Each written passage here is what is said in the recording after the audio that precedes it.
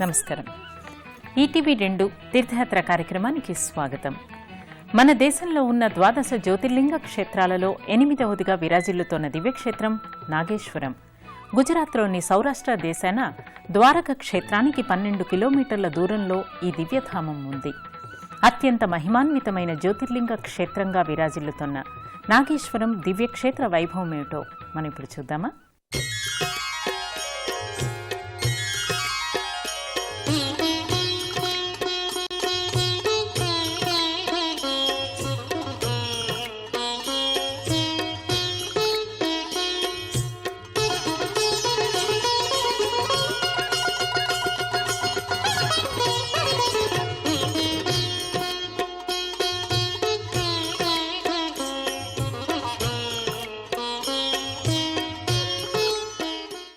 అమర్ధకం ఇదం కాశీ దుగ్ధేయం కిల చాహ్నవి విశ్వేశో నాగనాథోయం భవాని కనకేశ్వర అంటూ నాగేశ్వర స్వామి వారి నామస్మరణతో పునీతమవుతున్న పుణ్యధామం నాగేశ్వరం.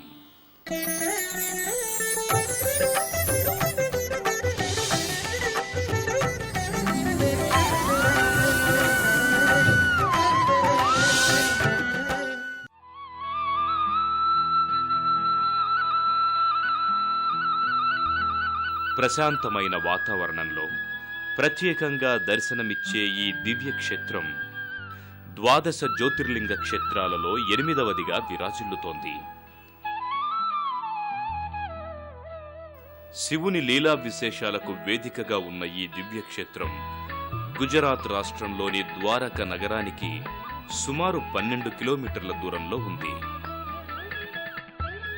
శివుని 12 జ్యోతిర్లింగ క్షేత్రాలలో విశిష్టమైనదిగా విరాజిల్లుతున్న ఈ దివ్యక్షేత్రాన్ని చేరుకోవడానికి అహ్మదాబాద్ మీదుగా ద్వారకకు చేరుకుని అక్కడ నుంచి నేరుగా ఈ దివ్యక్షేత్రానికి చేరుకోవచ్చు.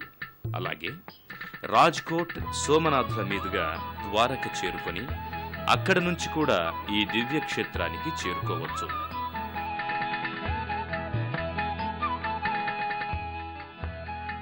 ప్రశాంతమైన వాతావరణంలో రమణీయ ప్రకృతి దృశ్యాల నడుమ అలరారుతోన్న ఈ దివ్యక్షేత్రాన్ని చేరుకునే మార్గం మనోహరమైన దృశ్యాలను ఆవిష్కరిస్తుంది.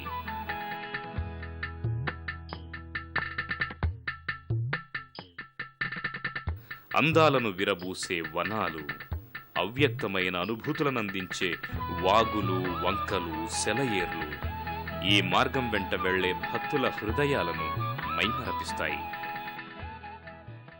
నాగేశ్వర క్షేత్రంలో ఉన్న జ్యోతిర్లింగాన్ని నాగేశ్వర లింగమని పిలవడం జరుగుతోంది. అమ్మవారిని నాగేశ్వరి అని పిలుస్తారు. అరణ్య ప్రాంతంలో ప్రశాంతమైన వాతావరణంలో ప్రత్యేకంగా ఉన్న ఆలయం చుట్టూ ఉన్న అరణ్య ప్రాంతాన్ని దారుకావనమని పిలవడం జరుగుతోంది.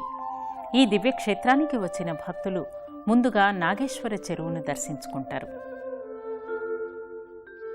దట్టమైన అటవీ ప్రాంతంలో అలరారుతోన్న ఈ దివ్యక్షేత్రానికి వచ్చిన భక్తులు ముందుగా ఆలయ ప్రాంగణంలో ఉన్న నాగేశ్వర పుష్కరిణిని దర్శించుకుంటారు.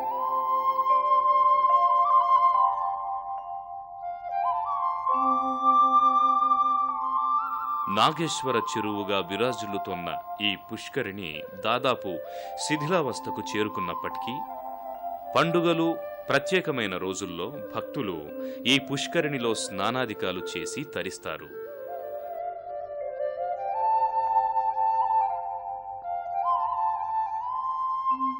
ద్వాదశ జ్యోతిర్లింగ క్షేత్రాలలో ఒకటిగా విరాజిల్లుతున్న ఈ దివ్యక్షేత్ర దర్శనం మాత్రం చేతనే ప్రయాణాలలో సంభవించు ప్రమాదాలను, కారాగారవాస శిక్ష నుంచి తప్పించుకునే వీలు కలుగుతుందని భక్తులు విశ్వసిస్తారు. నాగేశ్వర చెరువును దర్శించుకున్న భక్తులు అనంతరం ఆలయానికి సమీపంలో ఉన్న శివుని మూర్తిని దర్శించుకుంటారు. సుమారు 85 అడుగుల ఎత్తులో ఉన్న ఈ శివుని మూర్తిని దర్శించుకునే భక్తులు భక్తితో చేతులు జోడిస్తారు. నాగేశ్వర పుష్కరిణిని దర్శించుకున్న భక్తులు ఓం నాగేశ్వర స్వామియే నమః అంటూ ఆలయం వెలుపలి భాగానికి చేరుకుంటారు.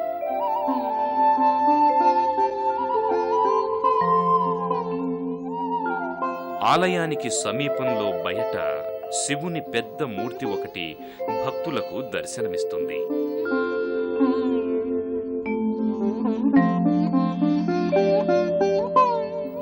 సుమారు 85 అడుగుల ఎత్తులో ఉన్న ఈ దివ్యమూర్తి మనోహరంగా దర్శనమిచ్చి స్వామివారి పట్ల భక్తి ప్రపత్తులను ద్విగుణీకృతం చేస్తుంది.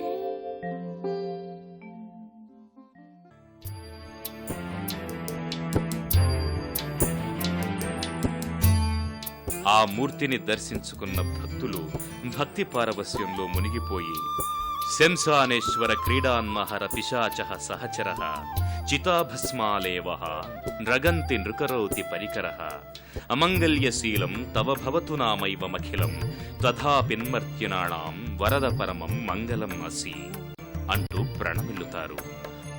శివ శివ శివ అనవో మనసా, శ్రీ శివనామమే జగద్రక్ష. శివ శివ శివ నవో మనసా, శ్రీ శివనామమే జగద్రక్ష.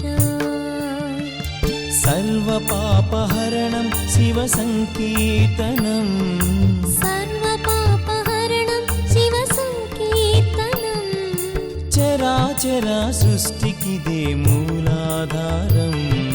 శివ శివ శివ శివ శివ శివ శివ శివ శివ నవో మనసా, శ్రీ శివనామమే జగద్రక్ష. నాగేశ్వర క్షేత్రంలో ప్రస్తుతమున్న దేవాలయం ఆధునీకరించబడింది. అంతకుముందు ఈ ప్రాంతంలో పురాతన ఆలయం ఒకటి ఉండేదని, అది ధ్వంసమవడం వల్ల ఈ ఆధునిక ఆలయాన్ని కట్టించారని తెలుస్తోంది. అలాగే టీ సిరీస్ అధినేత గుల్షన్ కుమార్ ఆధునీకరించబడిన ఈ ఆలయాన్ని కట్టించినట్లు చారిత్రక ఆధారాల ద్వారా తెలుస్తోంది. శివుని మూర్తిని దర్శించుకున్న భక్తులు అనంతరం ప్రధానాలయ ప్రాంగణంలోకి చేరుకుంటారు.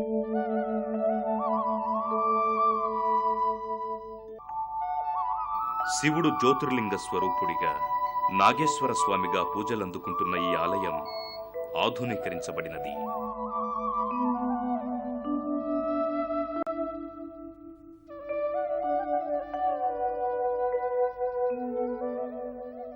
గతంలో ఈ క్షేత్రంలో పురాతన ఆలయం ఉండేదని, తురుష్కుల దాడిలో ఆ ఆలయం పూర్తిగా ధ్వంసమవడం వల్ల ఆ ఆలయం స్థానే నూతన ఆలయాన్ని నిర్మించినట్టు చారిత్రక ఆధారాల ద్వారా తెలుస్తోంది.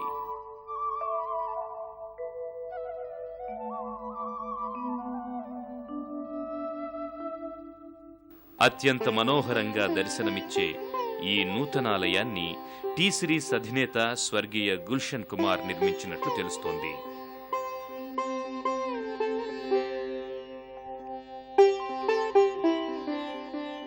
నిరంతరం భక్తులతో రద్దీగా ఉండే ఈ దివ్యాలయానికి చేరుకున్న భక్తులు స్వామి దర్శనం కోసం ప్రధానాలయ ప్రాంగణంలోకి చేరుకుంటారు.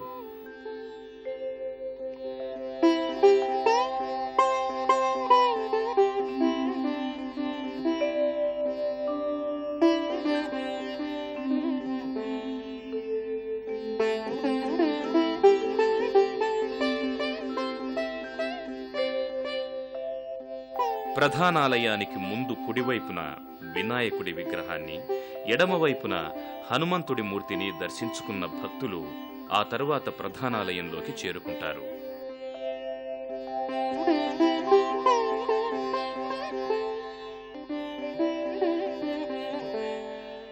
ఇక్కడ మహాశివుడు జ్యోతిర్లింగ రూపంలో ఆవిర్భవించడం వెనుక ఓ పురాణ గాథ ఒకటి ప్రచారంలో ఉంది. దక్ష ప్రజాపతి మహాయజ్ఞం చేసినప్పుడు తన అల్లుడైన శివుణ్ణి ఆహ్వానించకుండా అవమానించాడట.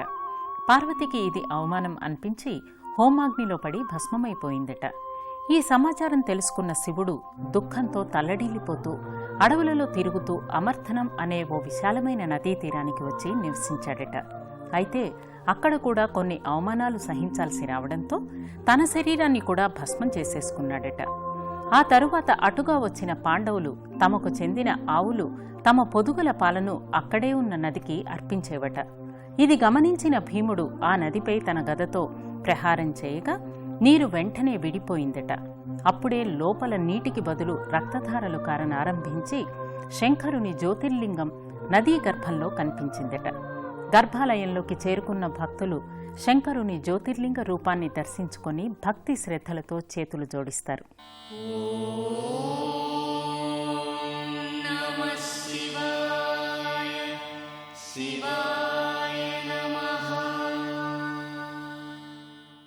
సువిశాలమైన ఈ ప్రధానాలయ ప్రాంగణంలో ఓ వైపున విధిగా ఏర్పాటు చేసిన పూజా సామాగ్రి దుకాణం నుంచి స్వామివారికి ప్రీతిపాత్రమైన పూజా ద్రవ్యాలను సేకరించుకుని భక్తులు స్వామి దర్శనం కోసం ముందుకి కదులుతారు.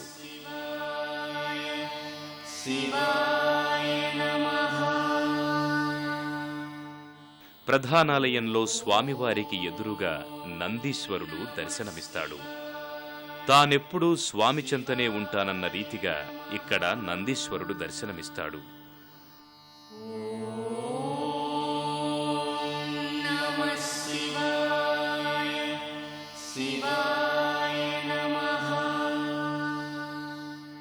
నందీశ్వరుణ్ణి దర్శించుకున్న భక్తులు గర్భాలయంలోకి ప్రవేశించి గర్భాలయంలో కొలువైన నాగేశ్వర స్వామి వారి దివ్యమంగళ లింగ రూపాన్ని దర్శించుకుని హరహర మహాదేవ శంభో శంకర సాంబశివ అంటూ చేతులు జోడిస్తూ, తండ్రి పరమేశ్వర, మా పూజలందుకొని మమ్మనుగ్రహించు తండ్రి అంటూ ప్రణమిల్లుతారు.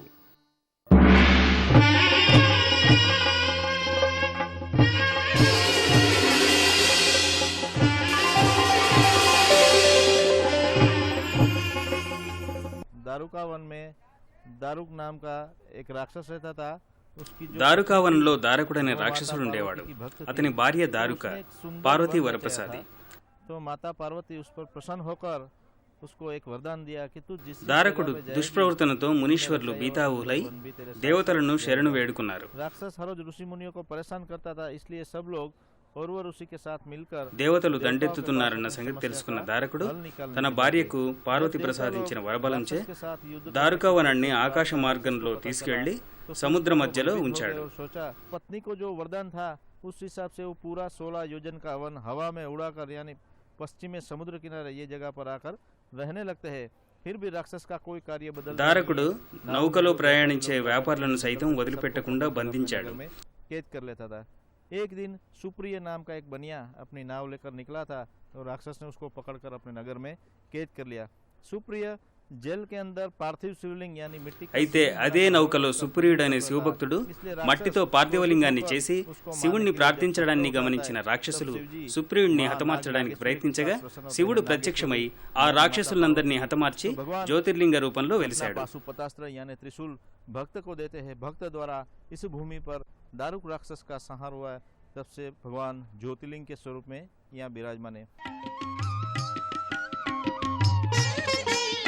पूर्वोत्तरे प्रज्वलिकानिधाने सदा वसन्तं गिरिजासमेतं सुरासुराराधित पादपद्मं श्रीवैद्यनाथं तमहं नमामि. श्रीवैद्यनाथं तमहं नमामि. याम्ये सदङ्गे नगरेति रम्ये विभूषिताङ्गं विविधैश्च भोगैः सद्भक्तिमुक्तिप्रदं ईशमेकं श्रीनागनाथं शरणं प्रपद्ये. श्रीनागनाथं शरणं प्रपद्ये.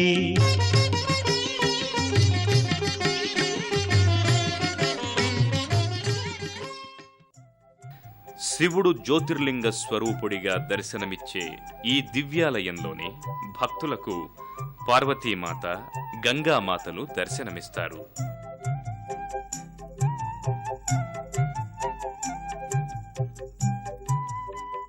ఆయా మాతల దర్శనాన్ని కూడా చేసుకున్న భక్తులు ఆ తరువాత ఇదే ఆలయ ప్రాంగణంలో ఉన్న రావి చెట్టును దర్శించుకుంటారు. 500 సంవత్సరాల నాటిదిగా చెప్పబడుతోన్న ఈ రావి చెట్టు నీడలో పురాతన దేవతా విగ్రహాలతో పాటు వినాయకుడు, నందీశ్వరులు దర్శనమిస్తారు.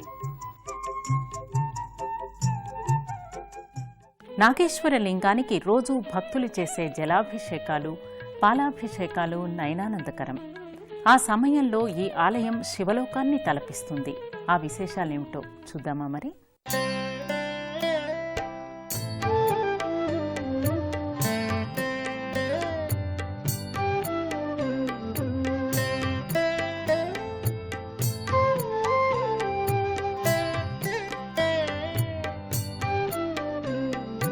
చాంపేయ గౌరా నాగేశ్వరంలో నాగేశ్వర స్వామికి రోజూ చేసే అర్చనలు అభిషేకాలు నయనానందకరం. చాంపేయ గౌరార్థ శరీరి అత్యంత భక్తి శ్రద్ధలతో నిర్వహించే ఈ పూజా కార్యక్రమాల్లో సాక్షాత్తు ఆ నాగేశ్వరుడే పూజలు చేయించుకుంటున్నాడా అన్న అనుభూతి భక్తులకు కలుగుతుంది. కాయై చ జటాధరాయ నమః శివాయై చ నమః శివాయ.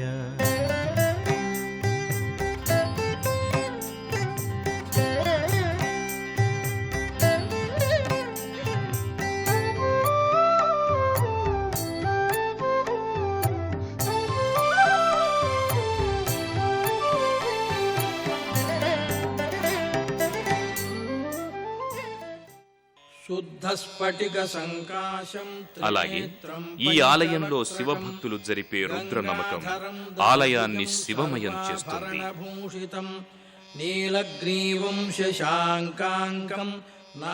అత్యంత భక్తి శ్రద్ధలతో నియమ నిబంధనలతో నిష్ఠగా పండిత విద్యార్థులు జరిపే ఈ రుద్ర నమకం భక్తులకు శివుని పట్ల తమ ఆరాధనను ద్విగుణీకృతం చేసి శివలోకాన్ని తలపిస్తుంది. అమృతేనాప్లుతం హృష్టం ఉమాదేహార్థధారిణం దివ్యసింహాసనాసీనం దివ్యభోగసమన్వితం దిగ్దేవతా సమాయుక్తం సురాసురనమస్కృతం నిత్యం చ శాశ్వతం శుద్ధం ధ్రువమక్షరమవ్యయం సర్వం వ్యాపినమీశానం రుద్రం వై విశ్వరూపిణం. నాగేశ్వరంలో కొలువైన నాగేశ్వర స్వామి వారి లీలలు అనంతమైనవి, అనిర్వచనీయమైనవి. ఇక్కడ స్వామివారు భక్తుల కోర్కెలు తీర్చే కొంగు బంగారంగా విరాజిల్లుతున్నారు. यहाँ आने पर हर प्राणी की मनोकामना पूरी होती है और ऐसी ही मेरी आस्था है कि मनोकामना पूरी होगी. मेरे को बहुत अच्छा लगा. Really we feel it a great pleasure that we worship here. भगवान के दर्शन करके अगर मनोकामना पूर्ण होती है तो हम फिर से यहाँ आएंगे. यहाँ का जो नागेश्वर मंदिर का जो माहौल है बहुत आनंद आ रहा है. द्वादश ज्योतिर्लिंग नागेश्वर महादेव हर रोज हम यहाँ पर आते हैं और बड़ा मनोरथ होता है. बहुत अच्छा लगता है सबको. हमारी पूरी ब्यावर मंडली आती है. हर साल यहाँ आकर के नागेश्वर मंदिर में बहुत आनंद से पूजा करते हैं. 2-3 साल से यहाँ आ रहे हैं और हर साल आते हैं. प्रकाश गुलशन कुमार जी का ये शिव जी की मूर्ति बहुत हमें अच्छी लगती है और इसी चक्कर में आते हैं. भगवान हमारी भी आशा पूर्ति करे.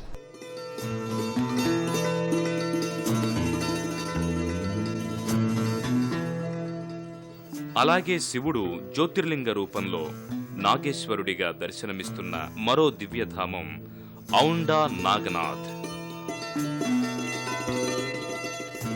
మహారాష్ట్రలో ఉన్న ఈ దివ్యక్షేత్రంలో కూడా శివుడు నాగనాథుడిగా, అమ్మవారు నాగేశ్వరిగా పూజలందుకుంటున్నారు. ఔండా నాగనాథ్లో ఉన్న నాగేశ ఆలయపు శిల్ప సౌందర్యం అద్భుతం.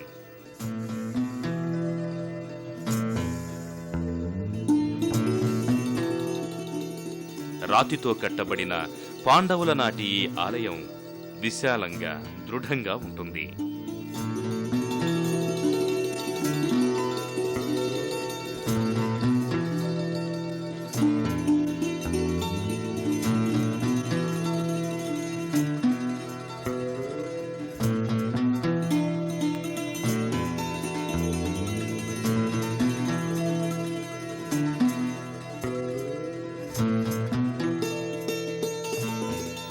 ఈ ఆలయ గర్భాలయంలో ఉన్న నాగనాథుని లింగమూర్తిపై పడగ విప్పిన నాగదేవత కనిపిస్తుందని, అక్కడ గిన్నెలో ఉంచిన పాలను నాగులు తాగి వెళతాయని భక్తులు నమ్ముతారు.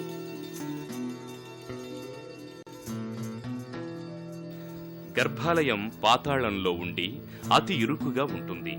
అయినప్పటికీ వ్యయప్రయాసలు కోరుస్తూనే భక్తులు నాగేశ్వర స్వామి వారి లింగరూపాన్ని, నాగేశ్వరీ మాతను దర్శించుకొని తరిస్తారు.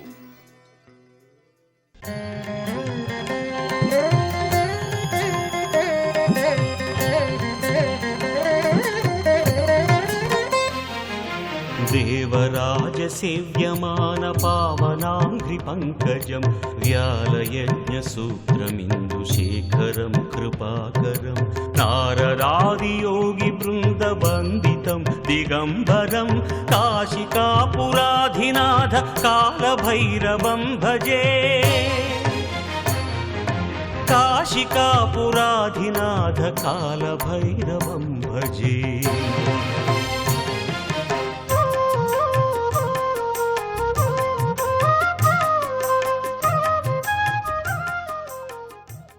తండ్రి నాగేశ్వర రక్షించు తండ్రి అనగానే వచ్చి భక్తులకు కోర్కెలొసంగే కరుణామయుడు నాగేశ్వరుడు. భోళాశంకరుడిగా త్రయంబకేశ్వరుడిగా పూజలందుకుంటున్న నాగేశ్వర స్వామి వారి కరుణా కటాక్ష వీక్షణాలు అందరి మీద ఉండాలని కోరుకుంటూ